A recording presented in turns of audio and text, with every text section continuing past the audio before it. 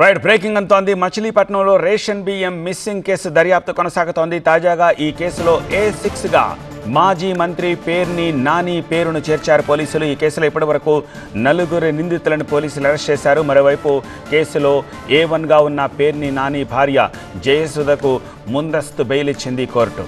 తాజాగా కేసులో A6గా ఇప్పుడు పేర్ని నాని పేరును చేర్చారు పోలీసులు.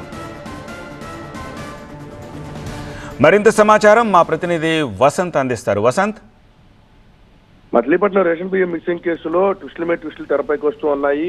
ఇప్పటికీ ఈ కేసులో 4 నిందితుల్ని పోలీసులు అరెస్ట్ చేసి రిమాండ్కి తరలించగా కేసులో A1గా ఉన్నటువంటి పేర్ని జయసుధకి ఇప్పటికే జిల్లా కోర్టు బెయిల్ మంజూరు చేసింది. ఇదిలా ఉంటే తాజాగా రేషన్ మిస్సింగ్ కి సంబంధించినటువంటి కేసులో A6గా పేర్ని నాని మాజీ మంత్రిని యాడ్ చేయడం ఇప్పుడు ప్రస్తుతం సంచలనం రేకెత్తిస్తా ఉంది. మొదట ఈ కేసుకు సంబంధించి తనకు తన కుటుంబానికి మీరు బేకరీ మరియు స్వీట్ బిజినెస్ చేస్తూ ప్రతి నెల లక్షల్లో సంపాదించాలి అనుకుంటున్నారా? ఆ తెలుగు నేర్చుకోవడానికి ఇప్పుడే ఫ్రీడమ్ యాప్ ని డౌన్లోడ్ చేసుకోండి.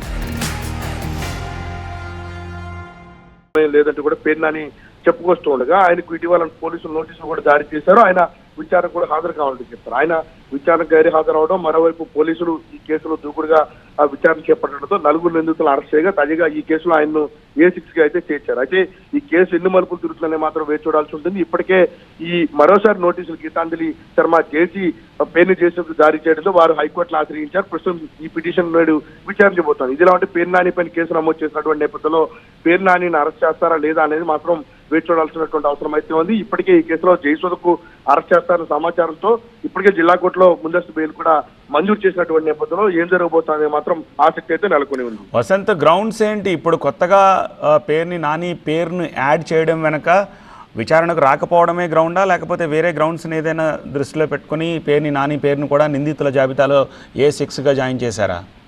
ఖచ్చితంగా మీరు అన్నట్టుగానే ఈ రేషన్ గోడౌన్ కు సంబంధించి తన భార్య పైన, అంటే ప్రాథమికంగా అందుతున్నటువంటి సమాచారం ప్రకారం తన భార్య పైన రేషన్ గోడౌన్ రావడం కానీ లేదంటే అక్కడికి లీజుకు తీసుకునే పద్ధతి కానీ ఈ మొత్తం తెర వెనక ఉండి మాజీ మంత్రిని నడిపారు అనేది ప్రధానమైనటువంటి ఆరోపణ. ఇక రేషన్ మిస్సింగ్ కు సంబంధించినటువంటి అంశంలో యజమానికి కానీ లేదా ఎవరైతే రేషన్ గోడౌన్ కి సంబంధించినటువంటి కీలకంగా వ్యవహరిస్తున్నటువంటి గోడౌన్ మేనేజర్ ఎవరైతే ఉన్నారో ఆయనకని తెలియకుండా జరిగేటటువంటి అవకాశం లేదు. ఈ మొత్తం ఎంటైర్ ఎపిసోడ్ లో మంత్రి ప్రమేయంతోనే, అప్పుడు ఉన్నటువంటి మంత్రిగా ఉన్న పేర్నాని ప్రమేయంతోనే జరిగిందనే ప్రధానమైనటువంటి ఆరోపణ. అందులో భాగంగానే ఈ వ్యవహారాన్ని సీరియస్ గా తీసుకున్నారు. మరోవైపు నాటి మంత్రిగా ఉన్నటువంటి కారుమూ నాగేశ్వరరావు పాత్ర కూడా ఉందని కూడా అటు మాజీ మంత్రి కొల్లు రవీంద్ర కూడా ఆరోపించినటువంటి నేపథ్యంలో కేసు ఎన్ని మలుపులు తిరుగుతున్నా మాత్రం వేచి చూడాల్సి ఉంటుంది. వసంత్, అయితే ఇప్పుడు A6గా పేరుని నాని పేరుని యాడ్ చేశారు కాబట్టి ఆయన్ని కూడా అదుపులోకి తీసుకుంటారా, లేకపోతే విచారణకు రమ్మని మళ్ళీ ఒకసారి నోటీసులు సర్వ్ చేస్తారా?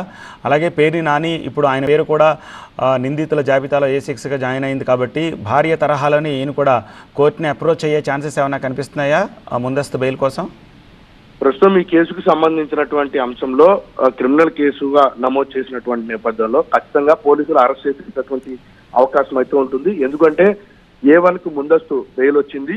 ప్రస్తుతం A2, A3, A4, A5కి ఇప్పటికే పోలీసులు అరెస్ట్ చేసి రిమాండ్కి తరలించినటువంటి నేపథ్యంలో పేర్ని నానిని కూడా పోలీసులు అదుపులో తీసుకున్నటువంటి అవకాశం అయితే ఉంది. ఇది చిన్న నేరంగా అయితే ప్రభుత్వం పరిగణించడం లేదు. ఎందుకంటే రాష్ట్ర వ్యాప్తంగా కూడా సంచలనం రేకెత్తించింది ఈ రేషన్ బియ్యానికి సంబంధించినటువంటి మిస్సింగ్ కేసులు. ఇప్పటికే టన్నుల కొద్ది బియ్యం పక్కదారి పడుతున్నాయి, పేదలకు పంచే బియ్యాన్ని పక్కదారి పట్టించారనే ప్రధానమైనటువంటి ఆరోపణ. కాబట్టి ఈ విషయాన్ని ప్రభుత్వం సీరియస్ గా తీసుకునే నేపథ్యంలో పేర్ని నానిని కూడా అరెస్ట్ చేసేటటువంటి అవకాశం అయితే ఉంటుంది. రైట్ వసంత్.